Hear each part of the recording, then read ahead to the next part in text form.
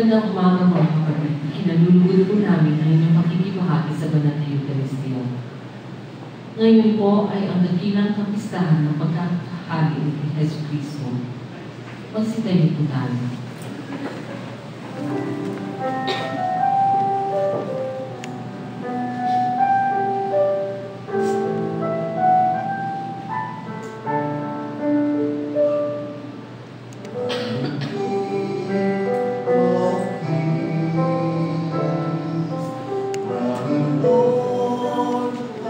Ngayon po ay ang dakilang kapistahan ng pagkakahali ni Hesus Kristo. Magsitayo po tayo.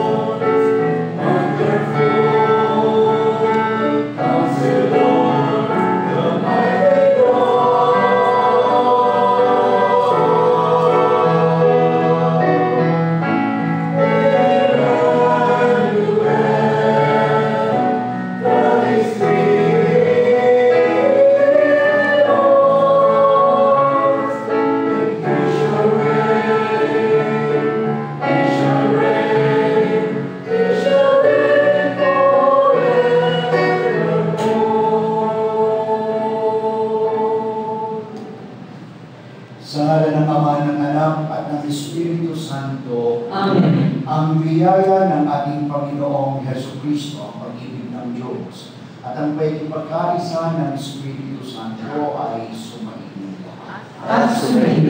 Minamahal mga kaibigan, ipanalangin po natin sa banal na misa ito ang bawat isa na may nagkakatipon, pwede ng ating buong pamilya, ang ating mga personal na intensyon, ang ating bayan, leaders.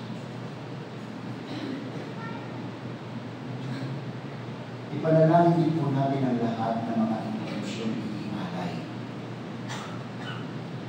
At upang tayo ay maging marapat na sa pagdiriwang na ito ay gumanap, ihingi natin sa Diyos ng awa at patawad ang lahat ng ating mga kasalanan at pagkukulang.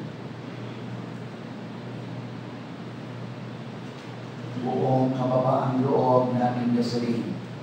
Inaamin ko sa makapangyarihan ng Diyos at sa inyong mga kapatid na lubha akong nagkasala sa Isis, sa dagat, sa wala, at sa aking pagkakulang.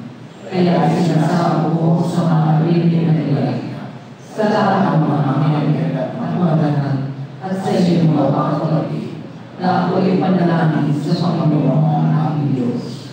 Kaawaan tayo ng makapangyarihang Diyos. Patawarin tayo sa ating mga kasalanan at patnubayan tayo sa buhay na walang hanggan. Amen. Panginoon, kaawaan mo kami. Panginoon, kaawaan mo kami. Kristo, kaawaan mo kami. Kristo, kaawaan mo kami. Panginoon, kaawaan mo kami. Panginoon, kaawaan mo kami. Purihin natin ngayon ang Diyos sa ating papurin amin.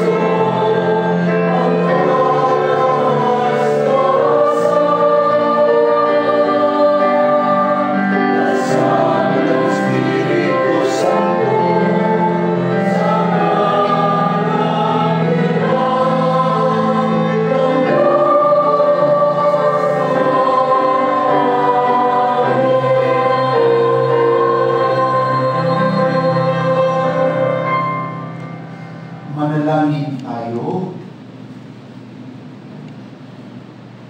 Ama naming makapangyarihan, sa iyong anak na Pagbasa mula sa aklat ni Propeta Daniel. Samantalang ako'y namamahinga sa gabi, patuloy ang aking pangitanin.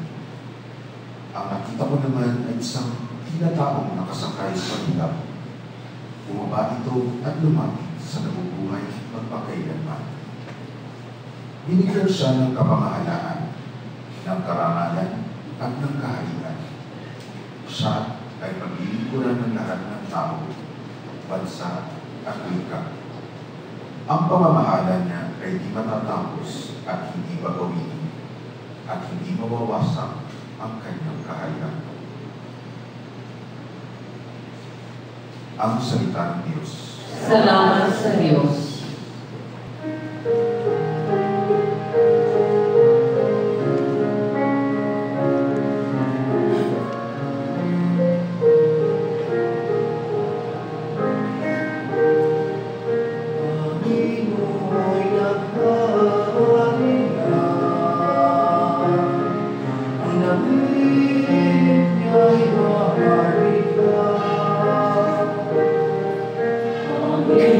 Amen.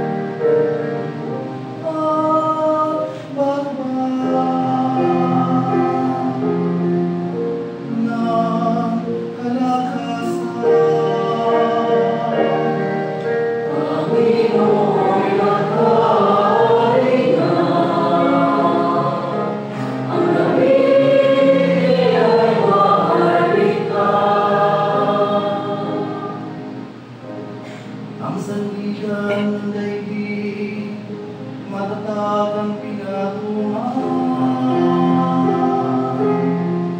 Kahit ano pa ang gawin, hindi ito magagalaw. Ang trono mo ay matatag, simula pa noong una. Bago pa ng pangalan, di kasi ka'y naruna.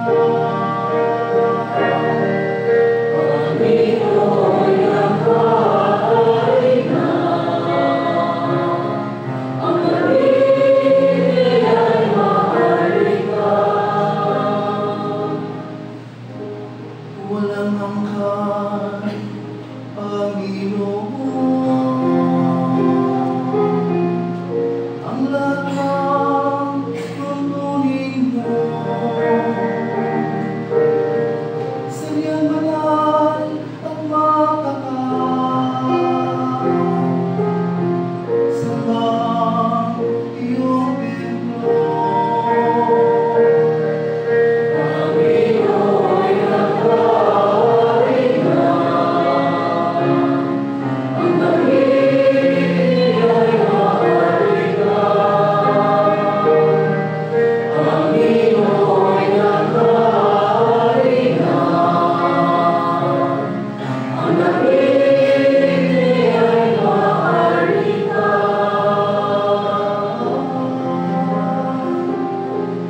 Ang damit ay mahari ka.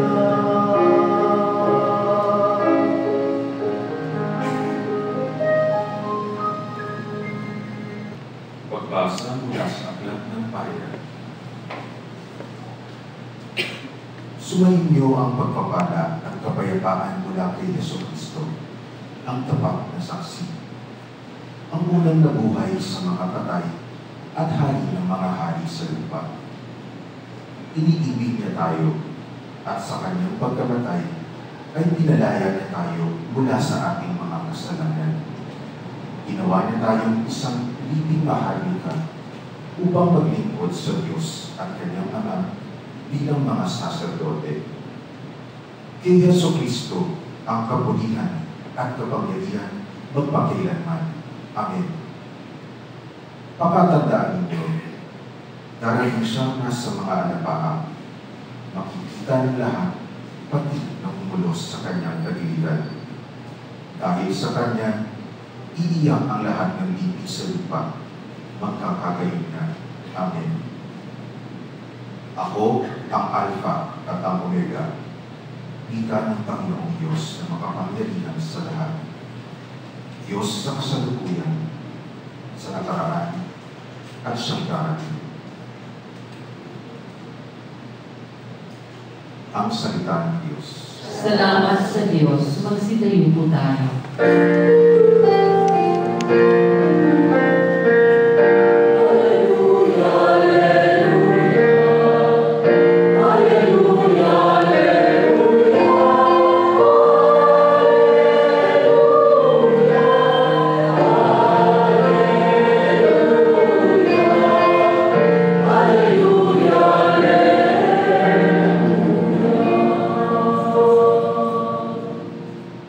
Pagpalain, dumarating sa ngalan ng buo natin, paghahari kanyang angkin.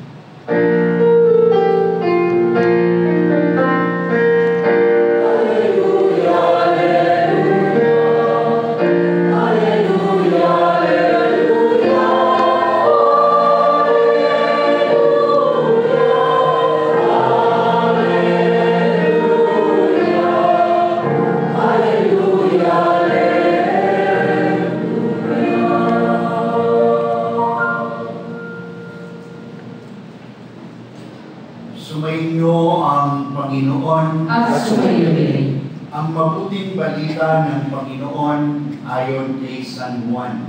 papuri sa iyo, Panginoon.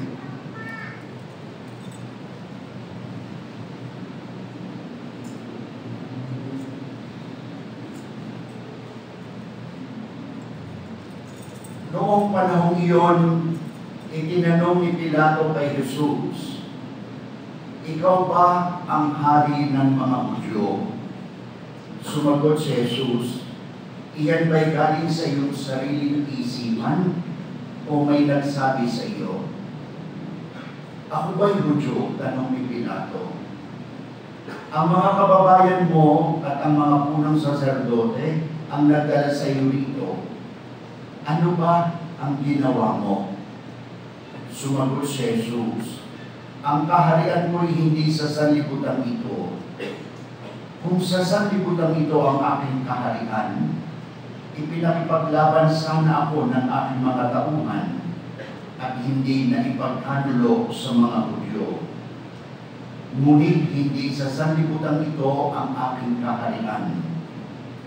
Kung gayon, isa kang hari, sabi ni Pilato. Sumagot si Jesus, kayo na ang nagsasabing ako'y hari.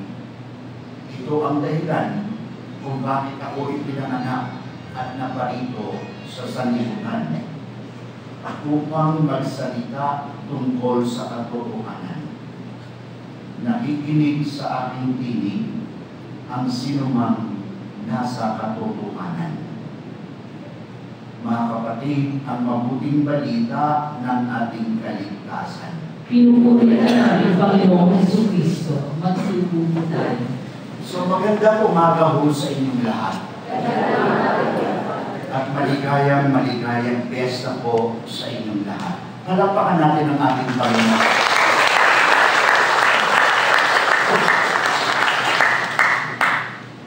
The solemnity of Christ the King concludes our liturgical calendar.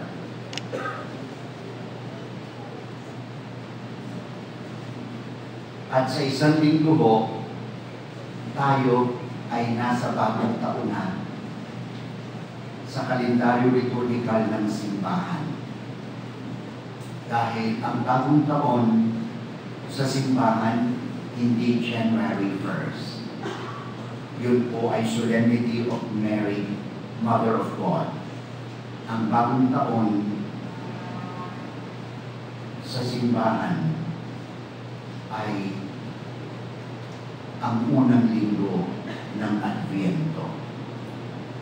So sa simbahan, mas nauna ang bagong taon kaysa Pasko. No? So kaya ngayon pa lang, binabati ko na kayo, Happy New Year.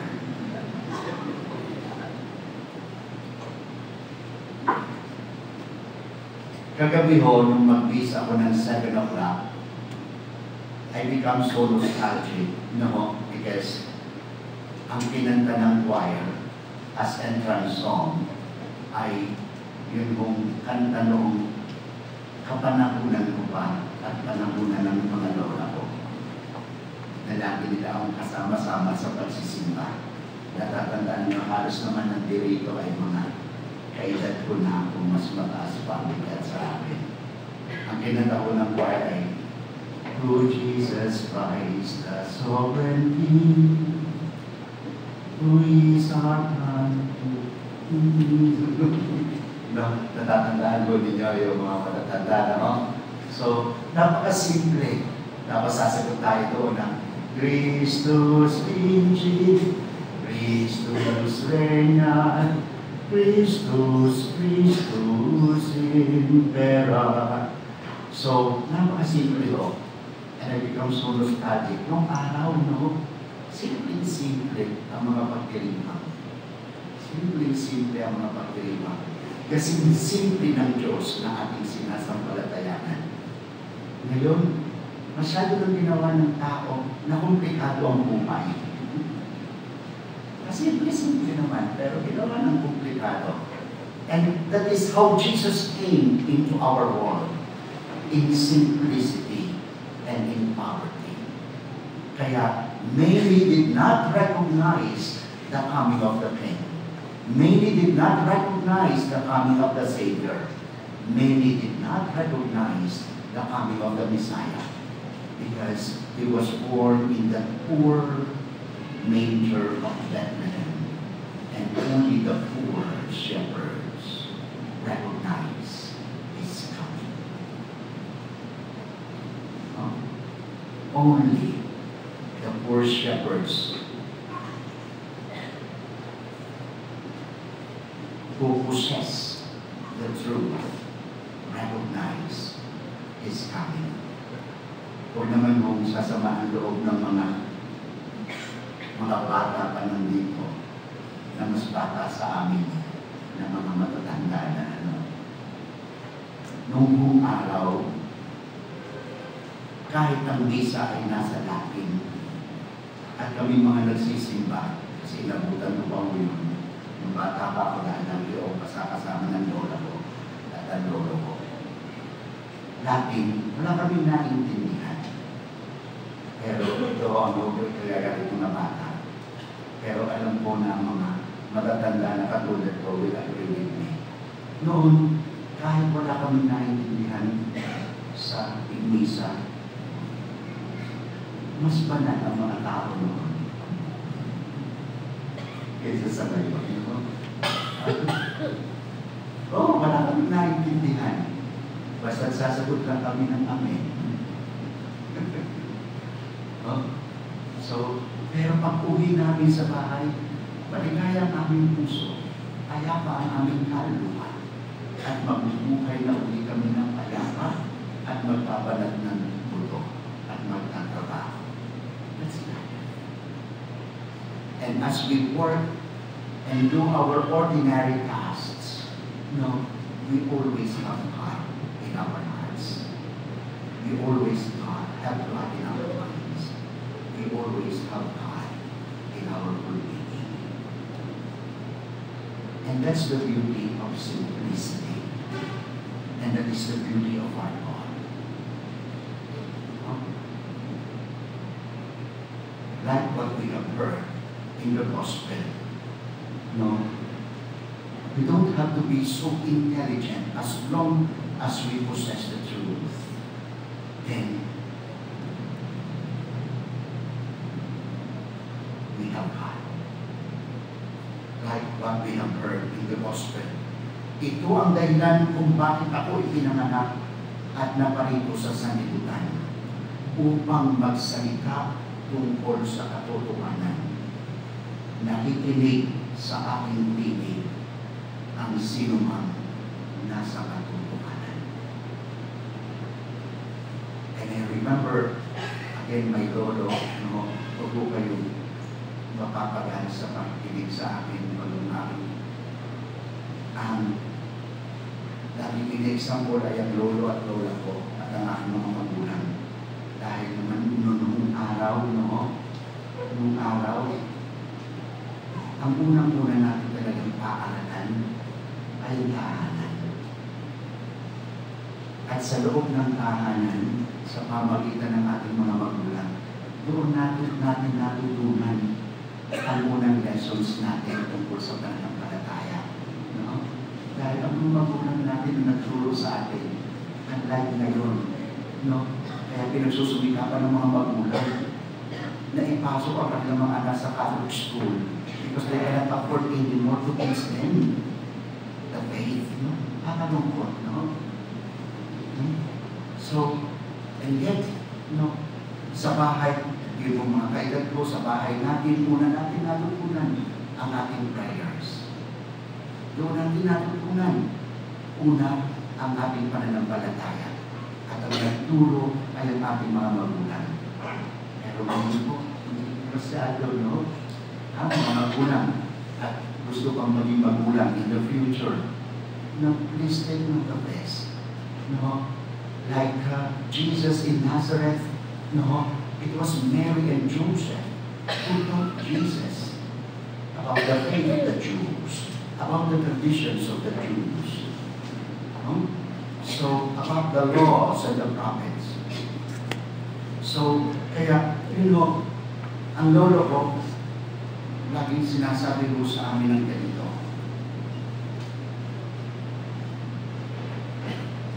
Mga anak, mga apo, lagi nyo itong tatandaan, sabi niya. Pag ang Diyos ay nagbigay ng buhay, ang Diyos din ang magkakaloob ng ikabubuhay. Kung ang tao lamang ay matututong mabuhay sa katotohanan at naayon sa kanyang kalooban. Beautiful. Ulitin ko, sabi niya, mga ako, huwag niyo itong kakalimutan. At kung kayo may magkakataon, ibahagi ninyo ito sa inyong kapwa, sa inyong mga kalaro. Pag ang Diyos ay nagbigay ng buhay, ang Diyos din ang magkakaloob ng ikabubuhay. Kung ang tao lamang ay matututong mabuhay sa katotohanan at naayon sa kanyang banal na kaloob. Mga anak, ano dapat natin ilalawag? Kung nasa sa ating puso ang katotohanan, naroon ang tunay at wagas na pananampalataya at ang Diyos ay nag-aari sa ating buhay. Ito ang dahilan kung bakit ako pinanganak at naparito sa sanlibutan upang magsalita tungkol sa katotohanan at nakikinig sa aking pinig ang sinumang nasa katotohanan. And I will add, and what it brings us is no other than but a sharing in the very life of God. Naway pagpalaging tayo lahat ng buong may kapal. Amen.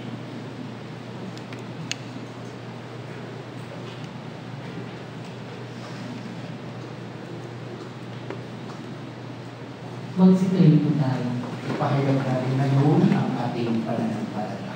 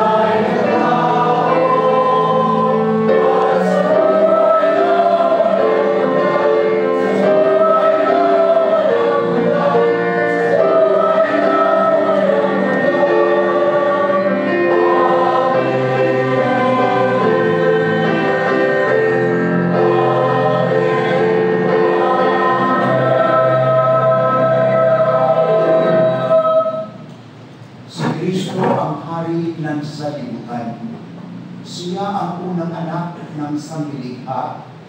Bugad sa Kanya, nagmumula ang lahat ng magaling at mabuti. Buong pananalig tayong manalangin. Kristo aming Hari, dinggin mo kami. Kristo aming Hari, dinggin mo kami. Kristo aming Pastol, tipunin mo sa isang kawan ang iyong mga tupa buhat sa bawat bayan, at pastolan sila sa saganang labuhan. Manalangin tayo. Kristo, aming hari, pinipigyan mo kami. Kristo, aming tagapagligtas, pagalingin mo ang mga may sakit, ang naliligaw, gabayan ang malalakas, pabalikin ang mga naglilihis ng landas, at palakasin ang mga nag-aalinlangan. Manalangin tayo. Kristo, aming hari, pinipigyan mo kami. Hukom ng lahat ng tao, kapag ibinalik mo ang kaharian sa iyong Ama, ilagay mo nawa kami sa iyong kanan, upang manahin namin ang kahariang inihanda na para sa amin sa pagsisimula pa man ng mundo. Manalangin tayo. Kristo, aming hari, pinipigyan mo kami. Prinsipe ng kapayapaan, lipulin ang mga sandagan ng digmaan, at turuan ang mga taong mamuhay ng maayos, at nang may paggalang at makikipagtulungan sa isa't isa. Manalangin tayo. Kristo, aming hari, pinipigyan mo kami. Kristo, tagapagmahal ng lahat ng bansa, pagbukluhin ang sangkatauhan sa iyong simbahan, upang lahat ay magmahalan at maglingkod sa iyo bilang kanilang Panginoon. Manalangin tayo. Kristo, aming hari, pinipigyan mo kami. Kristo, na una sa mga yumao, ihatid mo nawa ang lahat ng namatay sa kaluwalhatian ng muling pagkabuhay. Manalangin tayo. Kristo, aming hari, pinipigyan mo kami. Tahimik natin panalangin ang ating mga pansahiling kahilingan.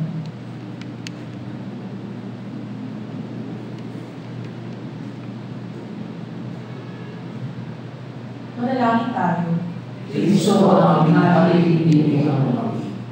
Panginoong Jesus, Hari ng sanlibutan, pagharian mo ang aming bayan, mga pamayanan, at ang aming pamilya. Nawa lahat ng aming sabihin, isipin at gawin ay makatulong sa ikatutupad ng iyong plano ng pag-ibig. Ikaw na nabubuhay at naghahari magpasawalang hanggan. Amen. Magsiupo po tayo. We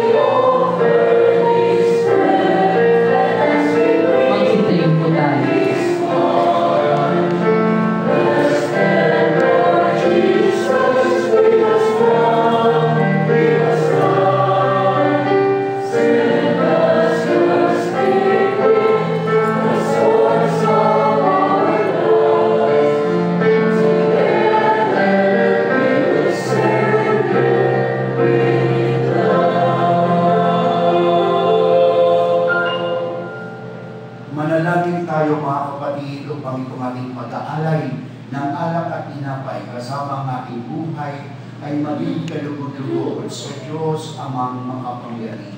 Tanggap ginawa ng Panginoon itong pagkakahalik sa iyong mga kamay, sa kapulihan niya at karangalan sa ating kapakinabangan sa buong sambayanan ng banal.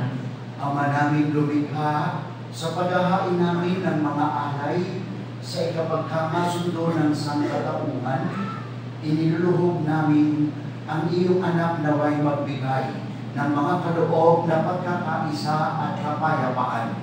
Sa pamagitan niya, kasama ng Espiritu Santo, magpasawalang hanggan. Amen. Sumainyo ang Panginoon. At sumainyo. Taas sa Diyos ang inyong puso at diwa. Itinaas na namin sa Panginoon. Pasalamatan natin ang Panginoon natin Diyos. Marapat na siya ay masalamat. Ama naming makapangyarihan, tunay ng marapat na ikaw ay aming pasalamatan.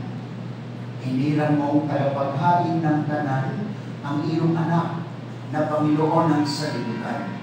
Pinadalin mo sa Kanya ang langis ng kasiyahan, tanda ng pag-irang mong magpakailanman.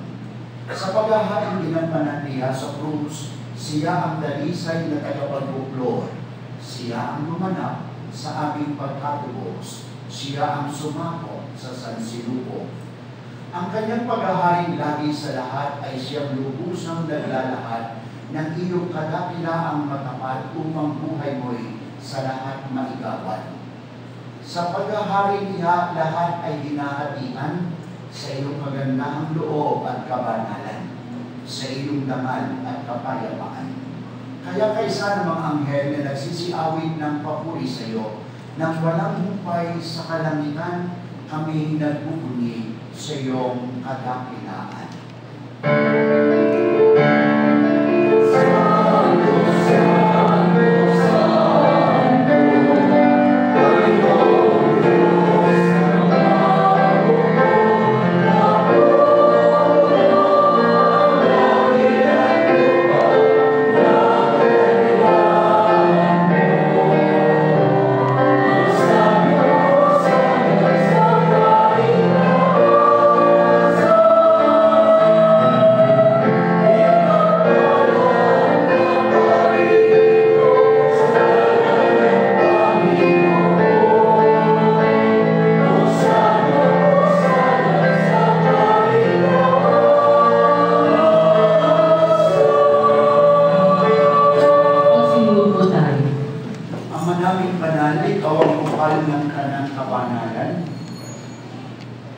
Kaya sa pamagitan ng iyong Espiritu, gawin mong banal ang mga kaloob na ito upang para sa amin ay maging katawan at dugo ng aming Panginoong Jesucristo. Bago niya pinagtiis ang pusang loob na maging handog, hinawakan niya ang tinapay, pinasalamatan kaniya, pinaghati-hati niya iyon, iniabot sa kanyang mga alagad at sinabi, tanggapin ninyong lahat ito at kanin. Ito ang aking katawan na ihahandog para sa inyo.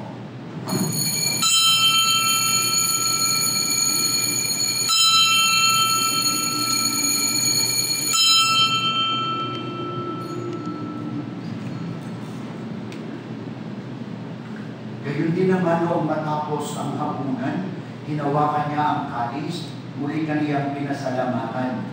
Iniabot niya ang kalis sa kanyang mga alagad at sinabi, tanggapin ninyong lahat ito at inumin. Ito ang kalis ng aking dugo, ng bago at walang hanggang timan. Ang aking dugo na ibuhugos para sa inyo at para sa lahat, sa ikapagpapatawad ng mga kasalanan. Gawin niyo ito sa pag-aala-ala sa akin.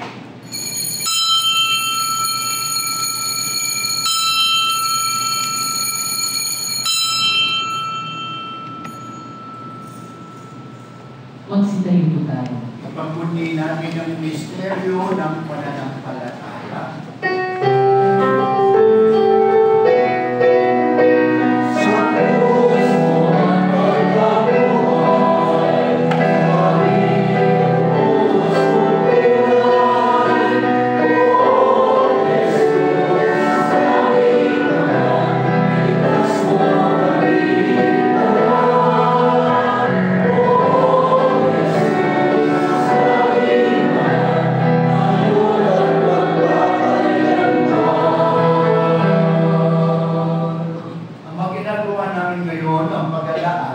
sa pagkamatay at muling pagkabuhay ng iyong anak, kaya iniaalay namin sa iyo ang tinapay na nagbibigay buhay at ang kalis na nagkakaloob ng kaligtasan. Kami nagpapasalamat dahil kami iyong hinarapan na tumayo sa harap mo upang maglingkod sa iyo. Isinasamo namin kaming magsasalo-salo sa katawan at dugo ni Kristo ay mabubulo sa pagkakaisa sa pamagitan ng Espiritu Santo. Ang maligapit mga iyong simbahang laganap sa buong daigdig. Puspusin mo kami sa pag-ibig kay isa ni Francisco na aming Papa at ni Luis Antonio na aming Obispo, kasama kanyang katuwang na Obispo at ng kanang kaparian. Alalahanin mo rin ang iyong mga anak na tinipon mo ngayon sa mahal mong harapan. Gawin mong kami maging ganap sa buklod ng pag-ibig at pagkakaisa. Alalahanin mo rin ang aming mga kapatid na nahimlay at umaasang muling mabubuhay, gayon din ang lahat ng mga pumanaw. Kaawaan mo po sila at patuloyin sa iyong kaliwanagan. Kaawaan mo po at pagindapatin kaming lahat na makasalo sa iyong buhay na walang wakas. Kaisa ng mahal na Birhen Maria na ina ng Diyos at ina rin namin ng kabiyak ng puso niyang si San Jose. Kaisa ng mga apostol at ang lahat ng mga banal na namuhay dito sa daigdig ng kalugod-lugod sa iyo. May pagdiwang nawa namin ang pagpupuri sa ikararangal mo sa pamagitan ng iyong anak na aming Panginoong Heso Kristo. Sa pamagitan ni Kristo, kasama niya at sa Kanya, ang lahat ng parangal at pagpupuri ay sa iyo, Diyos amang makapangyarihan, kasama ng Espiritu Santo, iisang Diyos, magpasawalang hanggan.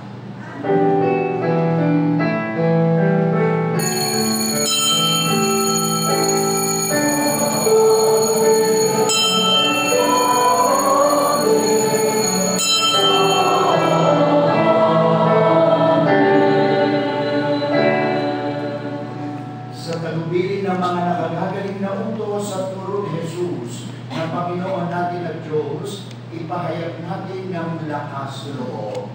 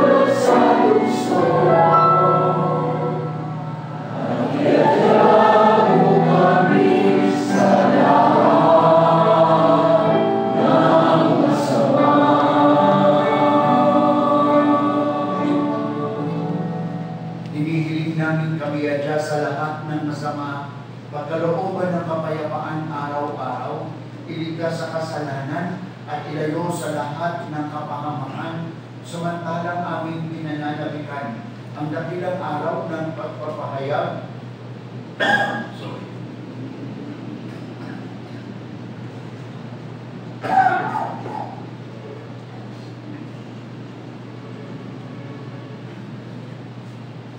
Samantalang aming pinananabikan ang dakilang pagpapahayag ng tagapagligtas namin si Heso Kristo. Kapangyarihan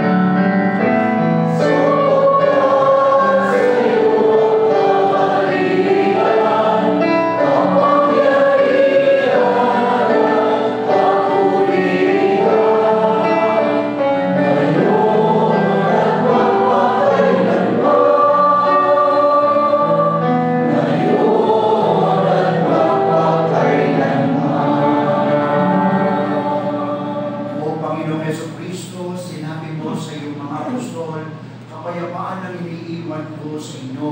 Ang aking kapayapaan ang ibinibigay ko sa inyo. Tunghayan mo ang aming pananampalataya at huwag ang aming mga pagkakasala. Pagkalooban mo kami ng kapayapaan at pagkakaisa ayon sa iyong kalooban, kasama ng Espiritu Santo, magpasawalang hanggan. Amen. Ang kapayapaan ng Panginoon ay laging sumaiyo. At Amen. Magbigayan kayo at magbatian ng kapayapaan sa isa't isa. Peace be with you. Peace be with you.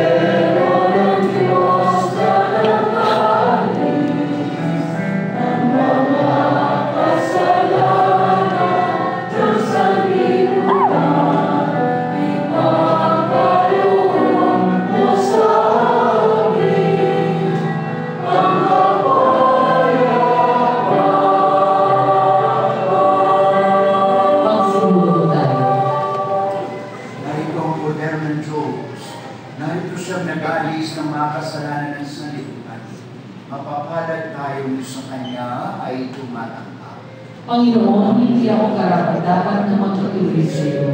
Ngunit sa isang salita mo lamang, ay gagawin na. Naway ingatan tayo ng katawan at dugo ni Kristo hanggang sa buhay na walang hanggan. Amen.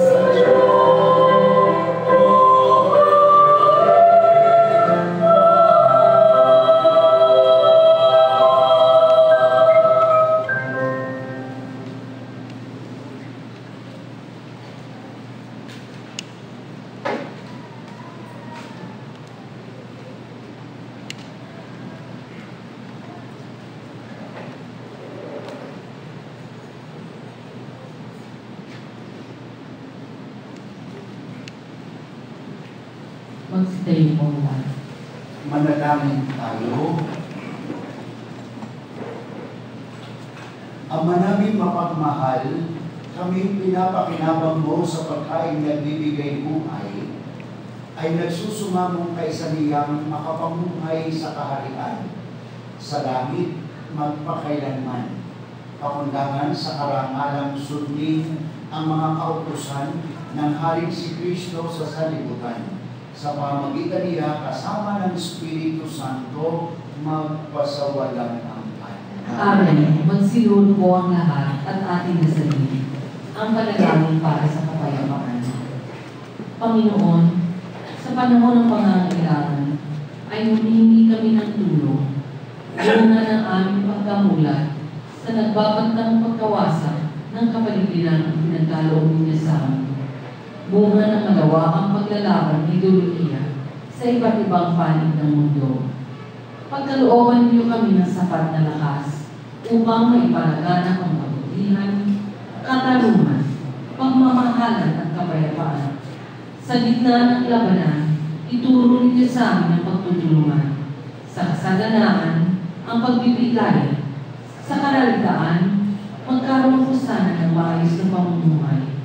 Kung mangingibabaw ang pagkamakasarili, ituro ninyo sa amin ang kababaang loob. Sa kawalan ng katarungan, matutunan sana namin ang pagsisisi at pagbabalik loob sa Diyos.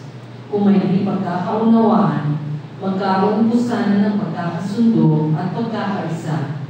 Sa kawalan ng pag-asa, maihatid po sana namin ang mabuting balita. Turuan mo kami kumalina sa halip na kami maglingkod sa halip na pagtungkuran. Huwag po sana kami maghangad ng karangyaan at tuluyin ninyo kami ng inyong pag-ibig at kaluwalhatian. Pahintulutan ninyo kami maging katulad ninyo sapagkat sa ganitong paraan lamang namin matatagpuan ang tunay na kahulugan ng buhay na makapagbibigay sa amin ng bagong pag-asa. Amen. O Maria, Reyna ng Kapayapaan, panalangin mo kami. Magsitayo po tayo. Ay, magsupo muna po kayo. Mandali, meron lang mong pinahapos sa ating message ng CDCP. And this is an appeal of Pope Francis to the world.